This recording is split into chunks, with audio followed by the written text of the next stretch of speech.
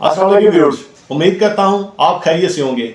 आज हम sales tax में मिनिमम टैक्स लायबिलिटी है क्या और उसकी डिटर्मिनेशन किस तरह से होगी, आज इस पे बात करेंगे।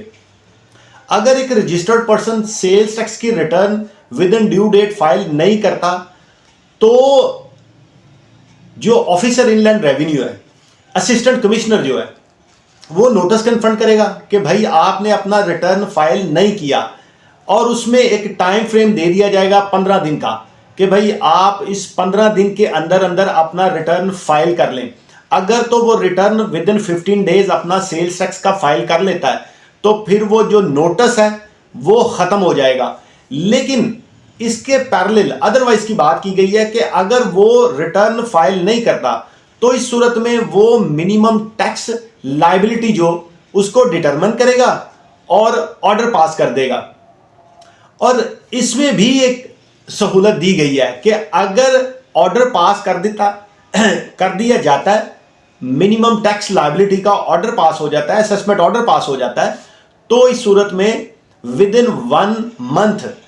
टैक्स पेयर अपना रिटर्न फाइल करता है और जो ड्यू टैक्स है वो जमा करवाता है, उसके साथ कोई पेनल्टी है या डिफॉल्ट चार्ज है तो उस सूरत में वो असेसमेंट का ऑर्डर भी खत्म हो जाएगा। और इसी तरह से अगर वो नहीं करवाता, ये सारा कुछ नहीं करता, विद इन 15 डेज भी नहीं करता, विद इन 1 मंथ भी नहीं करता, ऑर्डर आने के बाद भी नहीं करता,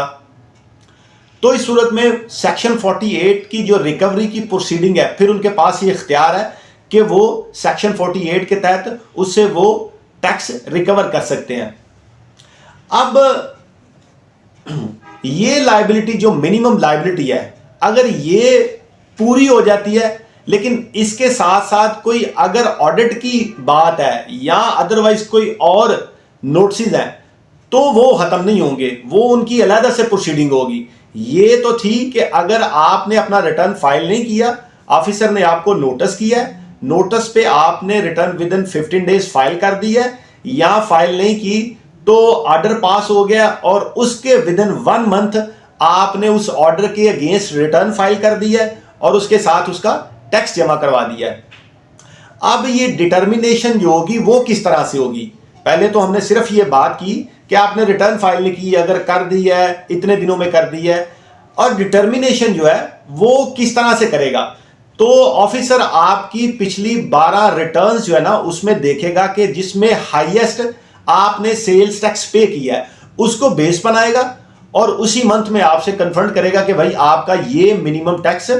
लायबिलिटी बनती है, आपने उसकी अदायगी करनी है।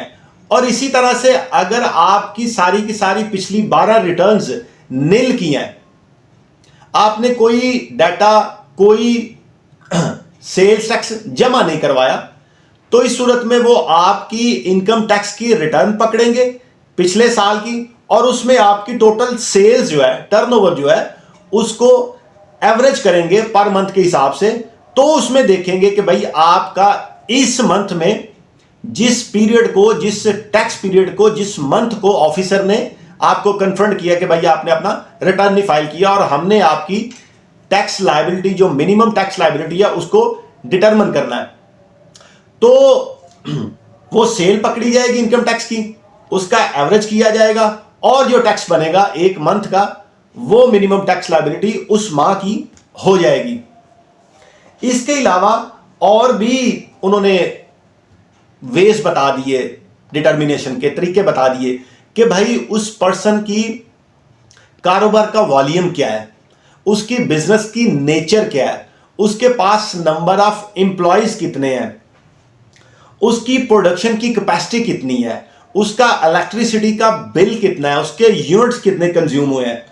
और ये सारी की सारी चीजें देखते हुए वो मिनिमम टैक्स लायबिलिटी की डिटर्मिनेशन करेंगे। आप इसी तरह से देख लें कि उसमें इनकम टैक्स में जो मिनिमम टैक्स है वो हर एक कारोबार की नेचर के हिसाब से उन्होंने लगा दिया सेक्शन 113 में। लेकिन यहां सेल्स टैक्स में मैंने आपको सारे का सारा मैकेनिज्म बता दिया कि अगर एक रजिस्टर्ड पर्सन फेल हो जाता है, अपना रिटर्न फाइल नहीं करता,